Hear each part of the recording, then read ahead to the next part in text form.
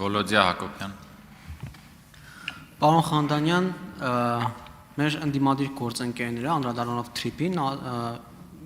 այն հատված անգամ, որոնք կողմ են թրիփի իրագործմանը, իսկ խորհրդանական եւ արտախորհրդանական ընդդիմադիր ուժերի մեջ այդպիսիք կան, նշում են, որ օրինակ վատ չէր լինի, եթե թրիփին միանային նաեւ այլ երկրներ, օրինակ Ուժեղ Հայաստանը, պարոն Նարեկ Կարապետյանը, ես հիշում եմ, որ շրջապազրույցներից մեկի ընթացքում երբ լրագրողը այդտեղ իսկ ինքը նորի մտել քաղաքացիություն, ասում էին, որ Չինաստանը, Ռուսաստանը, կարող են Իրանը, կարող են միանալ թրիփին եւ ավելի ընդարձակվի։ Արտախորհրդանական ուժերից մեկը TRIP plus BRICS էր ասում։ Հիմա ձեր դիրքորոշումն եմ ուզում հասկանալ, թե պարոն Խանդանյան, օրինակ ինչու հնարավոր չի այդ տարբերակով իրագործել TRIP-ը եւ դուք Նարեկ Կարապետյանի որ դիրքորոշման հետ եք համաձայն, որովհետեւ հենց այդ նույն ճեպազրույցի ընթացքում պարոն Կարապետյանը ասում էր, օրինակ ոնց եք պատկերացնում Իրանի քթի տակ Միացյալ Նահանգները Սյունիքում բերի, օրինակ Apple-ի գործարան տնի։ Հնարավոր չի այդպիսի բան։ Միաժամ ես անգամ ցես վիդեոն ցույց կտամ։ Իսկ մյուս դեպքում ասում էր, որ կարող է օրինակ Ռուսաստանը, Չինաստանը, Իրանը միանան TRIP-ին։ Դուք կարծում եք, որ Ամերիկան չի բերի Apple-ի գործարանը պայմանական Սյունիքում տնի, թե օրինակ հնարավոր է, որ Միացյալ Նահանգները TRIP-ի հարցում համագործակցի Իրանի, Չինաստանի, Ռուսաստանի հետ։ Պարոն Հակոբյան, TRIP-ը Հայաստանի Հանրապետության կառավարության եւ Միացյալ Նահանգների կառավարության միջև նախագիծ է, գործարք է, որը տնտեսական օգուտներ է բերելու Ամերիկայի Միացյալ Նահանգներին, տնտեսական եւ նաեւ անվտանգային օգուտներ է բերելու Հայաստանի Հանրապետությանը եւ Հայաստանն ու Միացյալ Նահանգներն են պայմանավորվել սրա շուրջ։ TRIP-ը աշխարհաքաղաքական ֆորում չէ, ՄԱԿ-ի անվտանգության խորհուրդը չէ, այստեղ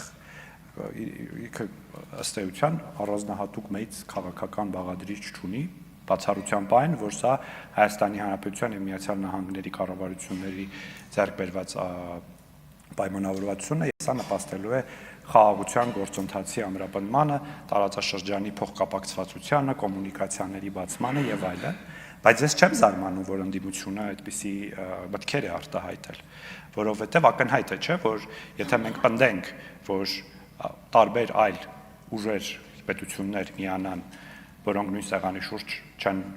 կարողանում նստել եւ նրանցից որոնք պատերազմի մեջ են միմյանց հետ, TRIP-ը տեղի չի ունենա,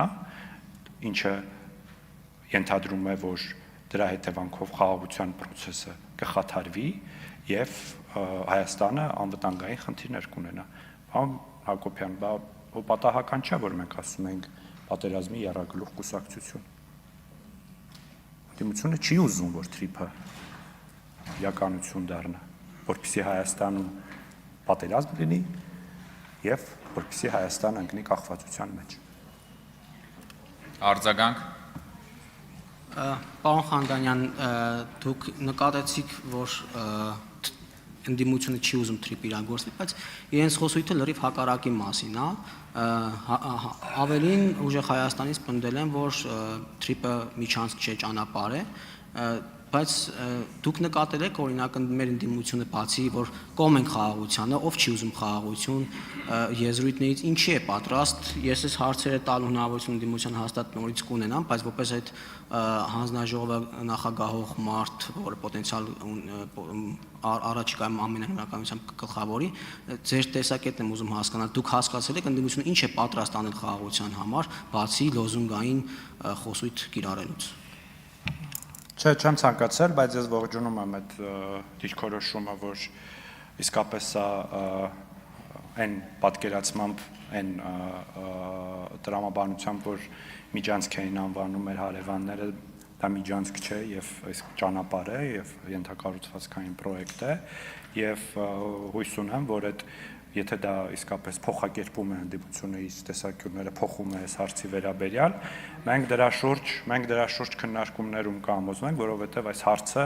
գալու է այս խորհրդարան շատ շուտով եւ մենք կքննարկենք այն եւ ես հույս ունեմ, որ նաեւ խաղաղության համաձայնագրի շուրջ ընդդիմության դիրքորոշումները նույն կերպ կփոխվեն եւ մենք կոնսենսուսով կկարողանանք առաջ տանել խաղաղության համաձայնագիրը, իհարկե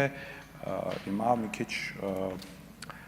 շատ օպտիմիստական մտքեր եմ արտահայտում, որոնց ինքս էլ շատ չեմ հավատում։